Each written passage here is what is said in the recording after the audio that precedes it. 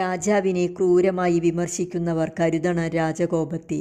സർപ്പത്തേക്കാൾ വിഷഹാരിയാണ് രാജകോപമെന്നറിക വേണം. ഒരു ദിനം കൊണ്ടുണ്ടായതല്ല പതനം, ഒരു ദിനം കൊണ്ടുണ്ടായതല്ല ചതികൾ. പഞ്ചവത്സര പദ്ധതി പോലെയോ ദ്വിവത്സര ത്രിവത്സര പദ്ധതികൾ പോലെയോ ആസൂത്രണത്തിൻ്റെ വിവിധ ഘട്ടങ്ങൾ പിന്നിട്ടാണ് പദ്ധതികൾ വിജയക്കൊടി പാറിപ്പിച്ചെതിരാളിയെ മലർത്തിയടിക്കുക. കെണിവെച്ച മാഷു പറഞ്ഞു 18 തികയ്ക്കാതെ എവിടെ ചെന്നു നിൽക്കുമെന്ന്. കെണിക്കായി പഴമൊരുക്കിയൊറ്റുകാരനും ചിരിച്ചു മതിച്ചു മറിഞ്ഞു കുഴഞ്ഞു. അവൻ മാത്രം അറിഞ്ഞില്ല യഴിമുഖത്തെ ആരവം, അവനാണു ബലിയാകുന്നതെന്നും. ബലിപീഠത്തിലെ കാർമ്മികനാവാൻ ക്ഷണിച്ചു വരുത്തിയോർ പുഷ്പങ്ങളെറിഞ്ഞു. പൂമാല്യം ചാർത്തിയപ്പോഴും അവൻ അറിഞ്ഞില്ല ബലിമൃഗത്തിൻ കഴുത്തിൽ വീണ മാല്യമെന്ന്. എല്ലാം അറിയുന്നോർ ചുറ്റിനും പാറിയപ്പോൾ ഒന്നുമറിയാതെ നിന്നവൻ ബലിയായി. ശത്രുപാളയത്തിലെ കാറ്റിനെ പോലും നമ്പാതെ നിൽക്കുന്നവൻ വീരൻ. ശത്രുപക്ഷത്തെ താരകൾ കൂട്ടുകാർ, സ്വപക്ഷത്തുള്ളവൻ മറുകണ്ഠമൂടി. കൂടെ കിടന്നവൻ രാപ്പനിയറിയുന്നോൻ, കരുതണം അവനെയെന്നറിഞ്ഞില്ല.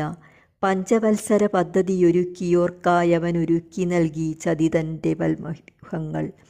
പ്രണയമതു കടലാണെന്നവൻ മൊഴി, എല്ല പാൽക്കടലാണെന്നവളോതി. പ്രണയക്കടലിൽ കെണികളുമൊരുങ്ങി, പല പല നാരികൾ വന്നു മടങ്ങി, പല പല വേഷം കെട്ടി മറഞ്ഞു. പ്രണയത്തകർച്ച തന്നാഘോഷങ്ങൾ, അതിലൊതുങ്ങിയവൻ്റെ പ്രണയപ്പനികൾ. കെണിയൊരുക്കിയോർ ശേഖരിക്കയാണവനുടെ വേർപ്പുതുള്ളികൾ പോലും.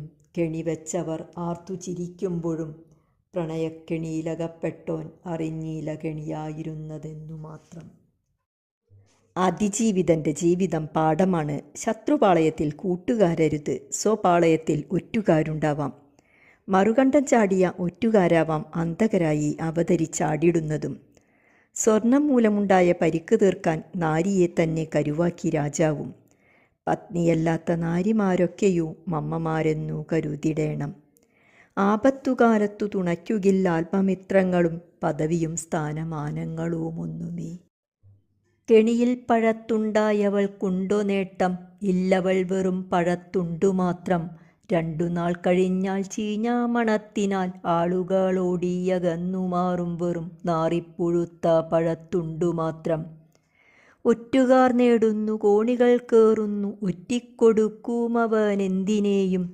നേരും നെറിയുമില്ലാത്തയൊറ്റൻ്റെ നിഴൽ വീഴുമിടം പോലും കരിഞ്ഞുണങ്ങും.